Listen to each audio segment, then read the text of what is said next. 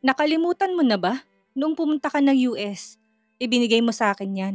Sabi mo sa akin ay itago yan at babalikan mo na lang kung kailan. Ngayong nagbakasyon ako dito sa Pilipinas, naisip kong ibalik sa iyo ang singsing dahil alam ko nagkakahalaga yon ng ₱1,000,000. Paliwanag ni Jairus kay Joaquin. Kailan ko to ibinigay sa iyo? Kunot noong tanong ni Joaquin sa kaibigan. Napaisip si Jairus at nagsalita. Mga ilang linggo bago ka na-aksidente. Nakalimutan ko na rin kung kailan ang eksaktong araw. Basta gabing-gabi noon nang pumunta ka sa kampo namin at kinita ko para lang ibigay ang singsing sa akin.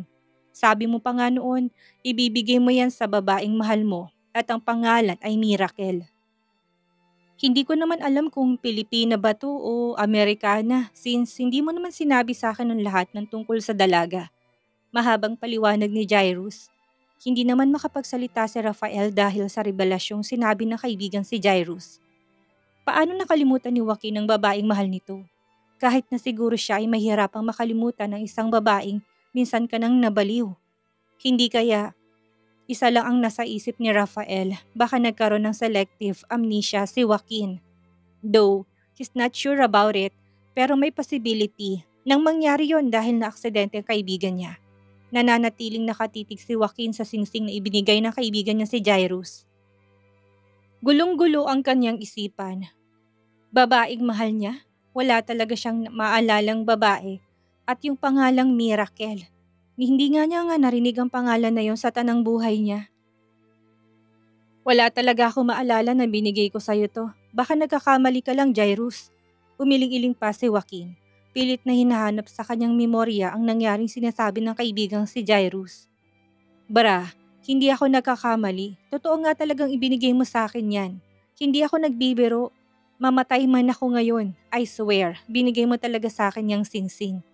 Tuwang-tuwa pa nga ako at inasar pa nga kita noon na maunahan mo pa kami ni Rafael na magpakasal at magkapamilya. Katwiran ni Jairus kung kaya't mas lalong na problema si Joaquin.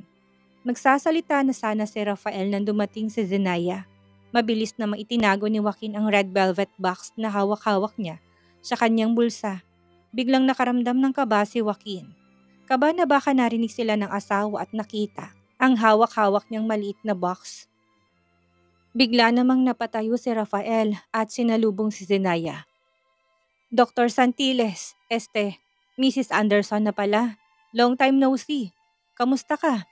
Bati ni Rafael at nakipagkamay kay Zenaya. Ngumiti naman si Zenaya at tumango sa lalaki. Long time no see din. Ayos lang, mukhang nagkakasiyahan kayo kasama si Joaquin.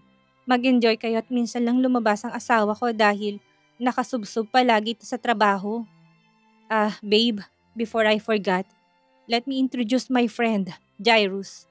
Jairus, my wife, Zenaya. Sa wakas, sa mahaba-habang pananahimik ay nagsalita na rin si Joaquin. Hi, nice meeting you. Nice meeting you. Kitang-kita sa mga mata ni Jairus ang admirasyon sa dalaga. Napansin naman yun ni Joaquin kung kaya tumigpit ang hawak niya sa wheelchair. Ang swerte naman pala ng kaibigan namin. Napakaganda na kanyang napangasawa. Nakipagkamay naman si Zenaya kay Jairus sa kanapatango at nagpasalamat. Nang makilalang isa't isa ay napasulyap si Jairus kay Joaquin na kasalukuyang natetense pa rin at malalim ang iniisip. Nang magpaalam na aakyat ng babae at may aasikasuhin ay nagpatuloy sila sa kanilang kwentuhan. Late na nang makauwi si Jairus at Rafael. Gusto sanang kausapin pa ni Rafael ang kaibigan about sa case nito. Ngunit nagpumilit si Jairus na samahan to pauwi kung kaya't walang choice si Rafael na umalis na lamang kasama ang kaibigan. Nang magpaalam at makapasok sa kotse, ay agad na sumeryoso si Jairus. Our friend is really weird. Hindi ko alam kung sinasadya ba nito nakalimutan ng babaeng sinasabi niya sa akin sa US na mahal niya o ano. Imposible namang makalimutan niya yon, hindi ba? Mahal mo, makakalimutan mo? Tingin mo, nagpapalusot lang si Joaquin? Tanong ni Jairus sa kaibigan na si Rafael. Napakamot naman ng ulo si Rafael. Kaya ba gusto mo akong makasama pag uwi dahil makikichismis ka sa akin? Obvious ba? Wala ako dito sa Pilipinas at marami akong na-miss na pangyayari. Hindi ko nga alam na ikinasal na si Joaquin. I feel really bad for Miracle. Baka nga hanggang ngayon umaasa pa rin to na babalikan siya ng kaibigan natin. Hindi na ako magtataka na baka pagdating ng panahon ay dumating si Miracle sa buhay ng binata. Sana wag naman dahil magkakagulo ang lahat. Napaisip naman si Rafael. Tamang sinabi ng kaibigan. Sa tingin ko, nagkaroon ng selective amnesia si Joaquin. Hindi pa ito confirm, pero yan ang nakikita kong rason kung bakit hindi maalala ng kaibigan natin na ibinigay nito ang singsing sayo. Mas kawawa ang kasalukuyang asawa na si Zenaya. Yung kasal nila, balita ko, arranged marriage lang yun. Tumango si Rafael sa kaibigan. Naku, malaking problema yun. Paano na lang kapag maalala ni Joaquin si Miracle? Paano na lang si Zenaya? Nakaramdam ng awa ang dalawang binata sa dalagang si Zenaya. Mabait ito at maalaga kay Joaquin. Siguro naman ay matututunan naman ng kaibigan nila na mahalin ito at tuluyang mawala ang nararamdaman kay Miracle. Ang tanong, sino nga kaya si Miracle sa buhay ni Joaquin? Ilang minuto simula nang makaalis ang mga kaibigan ni Joaquin sa mansyon, ngunit nananatiling walang kibo si Joaquin. Pilit niyang inaalala kung sino nga ba si Miracle sa buhay niya. Kahit na anong isip niya ay wala pa rin pumapasok na alaala sa kanya. Napahilot siya sa sentido dahil biglang kumirot ito. Nagulat na lamang siya nang may humawak sa balikat niya. Kita niyang matamis ng ngiti ng kanyang asawa at dahil nakakahawa ito ay napapangiti na rin siya. Are you okay? Mukhang sumasakit ang ulo mo. Okay ka lang? Nag-aalalang tanong ni Zenaya sa kanya at nilapitan siya. Napaupo pa ito sa harap niya at namumungay ang mga matang tumingin sa kanya. Sandaling kumirot ang puso ni Joaquin. Sobrang nagigilty siya dahil sa nalaman niya sa kaibigan. Alam niyang hindi nagsisinungaling si Jairus at wala itong rason para pagsinungalingan siya kung kaya't naniniwala siyang nag-e-exist nga talaga si Miracle. Alam niya nakakakasal lang nila at nangako siya sa harap ng altar na magiging tapat siya sa asawa. Ngunit ngayon, hindi niya alam ang gagawin. Ayaw niyang ipaalam ito kay Zenaya dahil alam niyang masasaktan ito. Hindi nga niya kilala ang babaeng sinasabi ni Jairus. So paano niya ipapaliwanag kay Zenaya ang lahat? Na siya rin naman ay naguguluhan din. I'm just tired, babe. Ngayon lang ako nakainom ng ganito karami kaya sobrang nahilo at sumasakit ang ulo ko. Nagsasabi naman siya ng totoo ngunit hindi siya alak ang rason kundi ang pilit na pag-iisip niya sa babaeng na sa nakaraan niya. You need to rest and it's actually late. Let's go upstairs and I'll wash your face. Pagkatapos nun matulog na rin tayo dahil maaga ka pa bukas. Kinabukasan, naunang nagising si Zenaya kaysa kay Joaquin. Napainat-inat siya at dahan-dahang tumayo upang hindi maistorbo ang pagtulog ng asawa niya. Nang makatayo ay napatingin siya sa nahulog na pantalon ni Joaquin kung kaya't mabilis niya itong kinuha at muling sinampay sa hanging rack na nasa gilid ng pinto. Ngunit sa pagsampay niya ay may nahulog na isang bag mula sa bulsa ng binata. Nang makuha niya ay napangiti siya, isang maliit na red velvet box ang nasa bulsa nito kung kaya't nakaramdam siya ng sobrang excitement. Sa sobrang pagka-excite ay binuksan niya ito. Nagniningning ang kanyang mga mata dahil sa nakita. Isang singsing ang nasa loob. Napatakip siya ng bibig dahil sobrang familiar na singsing na hawak-hawak niya. Tumulo ang kanyang mga luha dahil siya naalala. Naalala niya ng isang beses na dumaan sila ni Joaquin sa isang mamahaling jewelry shop at tumingin ng necklace doon. Sabi ni Joaquin ay ireregalo raw nito sa ina ng binata dahil birthday ni Mrs. Anderson noon. Nang makapasok sila sa shop ay ang una niyang nakita yung singsing na ito. As if she fell in love with this ring at mabilis na nilapitan at tinignan yun. She even mentioned that ring to Joaquin at nagustuhan din yun ng binata. Nang malaman nilang presyo, muntik na siyang mahimatay. It was called the Pink Star and it's worth $71.2 million. It is a diamond ring with 59.60 karat oval-shaped pink diamond at its center. At ang sabi na nagbabantay doon, isa na lang ang available noon sa buong mundo. At dahil kulay rosas ang kulay nito na sobrang madalang lang ng kulay ng diamond and is also classified as a fancy color kung kaya't $1,000,000 ang presyo nito. Hindi niya inaasahan na bibilhin ni Joaquin yun. Nang makita niyang nasa loob ng singsing ay napasinghap si Zenaya. Napatakip siya ng bibig at muling napahikbi. Naka-engrave doon ang ginagamit niyang pangalan sa US. Miracle, bulong niya sa sarili. Sa sobrang saya ng kalooban niya, hindi niya alam kung anong magiging reaksyon. Hindi siya lumuluha dahil sa kalungkutan, subalit sa sobrang galak na nararamdaman. Napatingin siya kay Joaquin na kasalukuyang mahimbing na natutulog. Impit siyang napahikbi. Hindi kaya'y naaalala na ng lalaki siya? Bakit nasa bulsa nitong singsing na ibibigay nito sana sa kanya?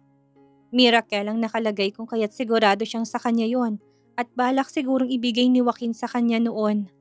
Nang sandaling kumalma ang kanyang pakiramdam ay agad niyang kinuha ang maliit na box at itinago yon. Mamaya pagkagising ng binata ay tatanungin niyan tungkol sa singsing.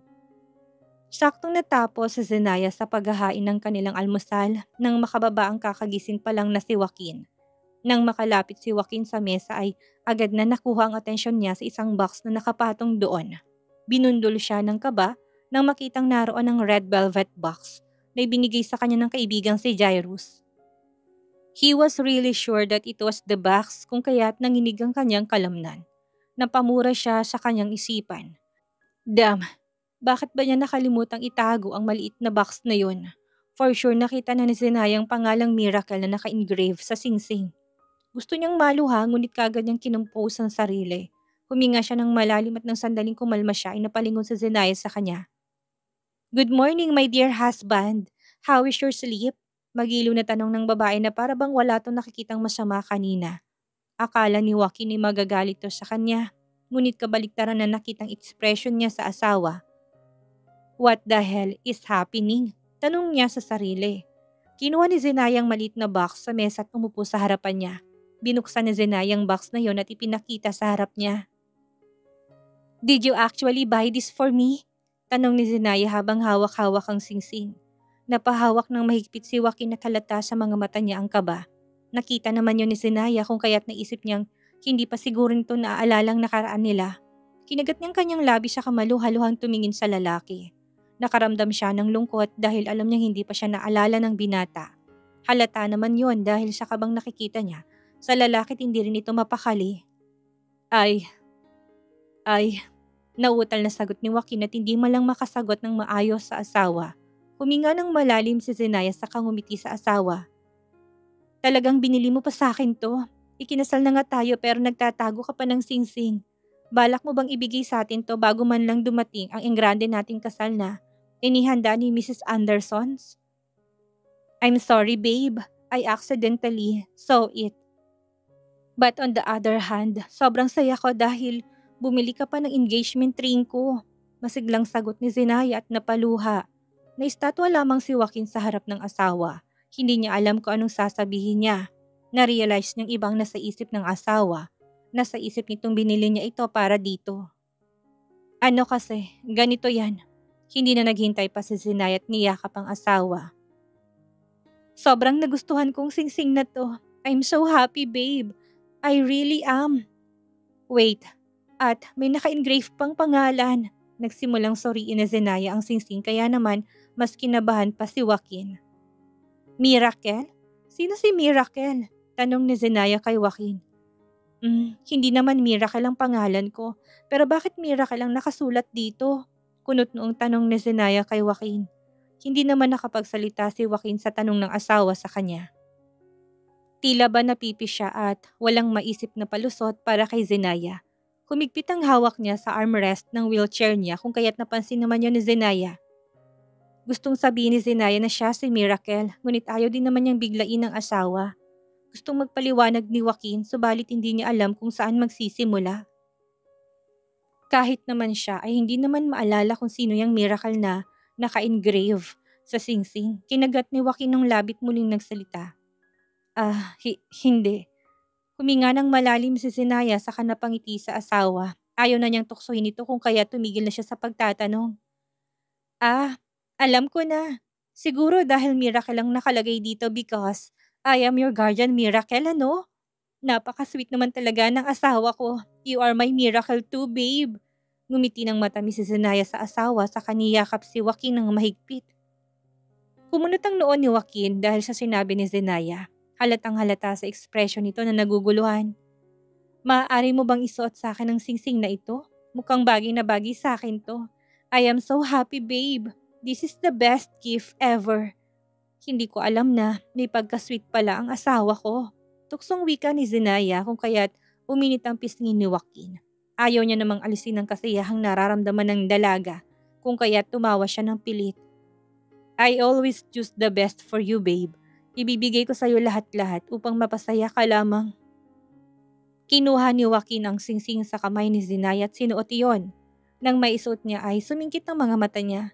Nakita niya kasi na may tattoo palang asawa sa gilid ng ring finger nito. Kung hindi siya nagkakamali, pangalan yon. Mas lalong nagulong utak ni Kit Joaquin dahil sa nabasa. Nang haplusin niya pa ang makinis na daliri nito ay doon lamang nabasa niyang pangalan ng malinaw. Waki. Sino si Waki? Bigla niyang naalalang first love ng babae, hindi kaya?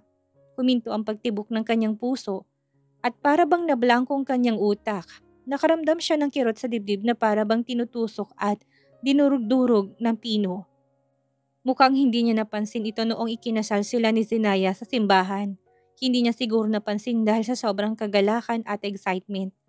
Isa pa, shotgun wedding lang yun. Napahinga ng malalim si Joaquin. Kahit na siyang asawa, hindi pa rin niya maiwasang magselo sa first love ng asawa. Alam niyang past na ito at siya ng present, ngunit hindi niya pa rin maiwasang mag-isip ng kung wala na talagang nararamdaman ng babae sa first love nito.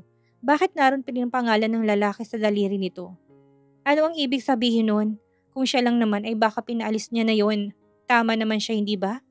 Tinitigan lamang ni Joaquin ang kamay ng dalaga kung kaya't mabilis na binawi ni Zenaya ang kamay nito sa kanya. Babe, natulala ka na. What is wrong? Nagtatakang tanong ng asawa niya. Marami ang katanungan ni Joaquin sa kanyang isipan. Para bang bumalik siya noong una niyang nakilala si Zenaya hanggang ngayon. Na-realize niyang hindi pa rin talaga malinaw ang nararamdaman ng dalaga sa kanya. Gusto rin ba siya nito? Tipo kasing intense ang nararamdaman niya ngayon sa babae. Sa bagay, wala naman siyang rason para dudahan ng asawa dahil alam niyang loyal to sa kanya. Tinanggap siya nito ng buo kahit na ganito lang siya. Ngunit ang nagpapabagabag lamang ng kanyang kalooban, yung nakita niyang pangalan sa daliri nito. Isang katanungan ang bumuo sa isip niya. Sino si Waki at bakit hanggang ngayon nakaukit pa rin ang daliri ng babae ang pangalan nito? Joaquin! Tawag pa ni Zenaya kung kaya't napabalik siya sa realidad. Ano nga yun? Utal na tanong ni Joaquin sa asawa. Sabi ko, natulala ka na dyan. Kumain na tayo't baka lumamig pang niluto ko para sa'yo. Maaga ka pa sa trabaho. Paalala ni Zenaya at naghain na ng pagkain nila. Napapahuni pa ito na parang ibon at napapangiti sa sobrang tuwa. Hindi na niya tinanong pa sa babae kung sino si Waki sa buhay nito dahil wala siyang lakas para tanungin yon. Nang matapos sa paghain ng asawa, ay agad na umupo ito sa tabi niya. Tinitingnan pa nito at hinaharap pa sa sariling singsing saka napapahagikik. Alam niyang tuwang-tuwa ang asawa niya kung kaya't nakaramdam pa rin siya ng konting tuwa sa puso. I really like this, babe. Thank you so much. Tumungo lamang si Joaquin saka nagsimulang kumain. Ni Isay walang nagsasalita. Sa mag-asawa kahit na si Sinay marami na ring bumabagabag sa isipan nito. Lalong-lalo na si Joaquin. Ni hindi man lang nagpakawala ng ekspresyon ang lalaki. Kasalukuyang nasa business meeting si Joaquin at kasama niya ang kanyang assistant na si Jared. Congratulations, Mr. Anderson, for closing this project. Alam ko magiging successful ito in the near future. Nakipagkamay si Mr. Lim kay Joaquin siya katuwang-tuwa sa proyekto ng binata. Ilang daang milyon din ang pondo ng proyektong yun kung kaya't sobrang malaki-laki rin ang na-share nito. Ngunit sa isip-isip na matanda, si Mr. Kit Joaquin Anderson na ang naka-negotiate niya kung kaya't wala siyang pakialam kung ilan pang magiging gastos ng collaboration nila. Nang magpasalamat sa isa't isa ay kaagad na humiwalay si Joaquin sa grupo dahil may naiwan pa siyang trabaho sa kumpanya. Labis naman ang paghanga ni Mr. Lim sa binata kung kaya't nadagdagan na naman ang respeto nito sa mga Anderson. Kahit na isa na itong baldado ay hindi pa rin kumukupas ang galing ni Joaquin. Paalang ang may depekto sa binata, ngunit ang utak pa rin nito ay sobrang galing. Nang makaalis si Joaquin ay kagad siyang lumabas sa isang private room kasama si Jared. Nahawi ng mga mata ni Joaquin ng isang lalaking kakalabas din sa katabi nilang private room. Kumunot ang noo ni Joaquin. Kung hindi siya nagkakamali, ang lalaki na sa harapan niya ay kababata ni Zenaya. Bigla siyang natigilan ng ilang segundo. Hihilayin na sana ni Jared ang wheelchair niya ngunit tinaas niyang kamay para pahintuin to. Hintayin mo ko dito, may kakausapin lang ako. Nilapitan ni Joaquin si Apollo kung kaya't napansin naman ito ng binata. Sumikit ang mga mata ni Apollo at nang makitang si Joaquin yon ay kaagad nang nakaramdam ng pananabik ang lalaki. Pananabik na asarin at tuksohin to. Pagkakita niya pa lang kay Joaquin ay may naisip na kaagad siyang paraan para inisin ng lalaki. Oh, Mr. Anderson, what brings you here? Medyo gulat na tanong ni Apollo kay Joaquin. Pinagulong naman ni Joaquin ang kanyang wheelchair, saka malamig na tumingin sa binata. Pwede ba tayong mag-usap? Hindi naman makapaniwala si Apollo dahil ang lalaki nang nag-ayang kumausap sa kanya. Batid niyang meron itong napakahalagang katanungan sa kanya. Gusto mo akong kausapin? Tungkol saan? Or should I say, tungkol kanino? Tungkol ba ito sa kababata kong si Zenaya? Sunod-sunod na tanong ni Apollo kay Joaquin. Agarang tumango si Kito Joaquin na para bang sinasabing tama ang hula niya. Napangisi si Apollo. Hindi ba't kababata ka ng asawa ko? Gusto ko lang malaman ang nakaraan ni Zenaya. Ayaw sanang sabihin ito ni Joaquin ngunit wala siyang choice. Nilalamon talaga siya ng kuryosidad sa first love ng babae. After na malaman niyang lahat ay titigil na siya at kakalimutan ng nagngangalang Waki na yon. Sa isip-isip ni Joaquin, kung sino man siya, pakyo siya at huwag na sana siyang bumalik sa buhay ng asawa. Kumunot ang noo ni Apollo dahil sa sinabi ng lalaking kaharap niya. Nakaraan? Anong klaseng nakaraan? Anong nakaraan? Ang alam ni Apollo, hindi na maalala ni Joaquin si Zenaya kung kaya't namumroblema ang kanyang kaibigan. Kaya ngayon nagtataka siya kung bakit gustong malaman ni Joaquin ang past. At ano ang klaseng past na yun? Career, education, love life? Siguro may nalaman si Joaquin sa past ni Zenaya at gusto nitong maliwanagan. Napangisi siya at nakaramdam ng pananabik. Kalimutan mo na, ayaw na kitang makausap. Napanganga si Apollo dahil sa agarang pagbabago ng desisyon ni Joaquin. Nawala ang pananabik na naramdaman ni Apollo at napalitan niyo ng pagkainis. Napakamot sa ulo si Apollo.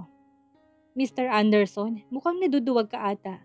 Sabi mo kanina ay gusto mo akong kausapin at ikaw na mismo ang lumapit sa akin. Napaka-unprofessional mo naman kapag yan ang gagawin mo. You wasted my time. I already canceled my meeting dahil late naman na ako at ikaw ang dahilan nun.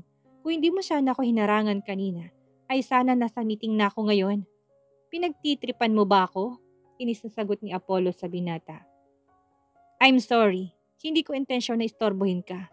Biglang nakaramdam ng hiya si Joaquin sa kababata ni Zenaya na si Apollo. Kaya napagpasyahan nito na tanungin at kausapin na lamang ang lalaki. Kung hindi ako nagkakamali, ang itatanong mo ay tungkol sa love life ni Zenaya, tama? Hinawakan pa ni Apollo ang kanyang baba saka nag-isip. Tinignan siya ni Joaquin at tumango naman ito. Sinasabi na nga ba? Sa isip-isip ni Apollo. Sige, patuloy ni Apollo saka nag-isip pa. Tila ba inaalalang past love life ni Zenaya? Kung hindi mo alam, si Zenaya sikat na doktor sa US. Nagtatrabaho ito sa isang tanyag at malaking ospital doon. She was my colleagues. Pero napagpasyahan itong bumalik dito upang gamutin ang kanyang pinakamamahal na lola. Bago pa man siya umalis sa US ay may nakilala siyang lalaki. Naputo lang sasabihin ni Apollo na magsalita si Joaquin. It was Waki, right? Zenaya's first love. Tanong ni Joaquin kung kaya't napakunot ang noo ni Apollo. Waki? Sinong Waki? Wait, naalala niya minsan nabanggit ni Zenaya sa kanyang pangalang Waki. Kailan niya na nga ulit yun narinig? Right, it was the time na sobrang saya ni Zenaya habang kinukwento nito si Joaquin sa kanya at nagbiro pa ito. Na kapag nagkaanak ito ay Joaquin ang ipapangalan ng babae sa anak nila kapag lalaki ay Waki. Una ay hindi na niya magets kung bakit Waki yun ngunit kapag susuriin ng mabuti, pangalan pa rin yun ni Joaquin na wala lang yung sa huling letrang N. Dahil pinatato pa nga ng kaibigan niya sa gilid ng palasingsingang daliri nitong pangalang Waki. His mind was blown that time kasi napakataba naman talaga ng isip ni Zenaya. Gusto niyang mapahalakhak dahil sa reaksyon ngayon ni Joaquin. Nais niya sanang sabihin na pangalan lang naman ni Joaquin yun, ngunit wala siyang karapatang sabihin yon. Besides, sabi ni Sinay ayaw nitong sabihin kay Joaquin ang past nilang dalawa. Wala siyang choice kung hindi ang magsinungaling na lamang. Bahala ng lalaki na mag-isip at sana ma-realize nito na pangalan nito ang laman, ang pinagsiselosan ng binata. Lintik na selos yan, nakakabobo pala. Hindi ko alam. Hindi naman sinabi sa akin ni Zinaya kung ano nga bang pangalan ng lalaking yun. Kung alam mo lang, malaki rin ang effort ng lalaki na yun sa buhay ni Zinaya. He treated her well. Araw-araw rin itong pinapadalhan si Zinaya ng Bulaklak sa ospital. Isipin mo, pinaglulutuan pa ng lalaking yun si Zinaya ng lutong Pinoy araw-araw. Dahil alam nitong namimiss ng dalagang mga pagkain sa Pilipinas. Kaya naman, hindi na ako nagtaka kung bakit nahulog si Dr. Santiles sa lalaking yun. Kumusta naman ang relasyon nila? Bakit sila nagkahiwalay? Tanong ni Joaquin at mas na-curious pa sa lalaking si Waki. Napataas ng gilid ng labi si Apollo. Kung alam mo lang, sobrang baliw na baliw ang lalaking yun kay Zenaya. Pati na rin si Zenaya ay alam kong mahal niya rin yun. Hindi ko lang alam kung paano sila nagkahiwalay. Maybe, ikaw na magtanong kay Zenaya tungkol doon. Oh, mas nadagdagan pa ang nararamdamang selos ni Joaquin sa first love ni Zenaya. Para bang pinagsisisihan niya kung bakit nilapitan pa niya si Apollo para tanungin ang past love life ng asawa niya. Napahawak siya sa kanyang armrest ng mahigpit. Hindi ba sinabi niya pa lang sa sarili na kahit na anong marinig niya ay hindi siya maapektuhan? Na ang mahalaga naman ay ngayon at hindi ang nakaraan? Huminga ng malalim si Joaquin at napailing. Ang mahalaga ay siya na ang present. Siya ng asawa ngayon, past ng lalaking yun, kaya bakit pa ba siya nag-aaksaya ng panahon na tanungin kay Apollo to? I must go back. Ayaw ko na rin pakinggan pang sasabihin mo tungkol sa lalaking yun. Maraming salamat sa oras mo. Mabilis na inikot ni Joaquin ang kanyang wheelchair at agad na pinaandar ito, saka pumasok na sa elevator kasama si Jared. Nanatili lamang na nakatayo si Apollo at napapailing na lamang kay Joaquin.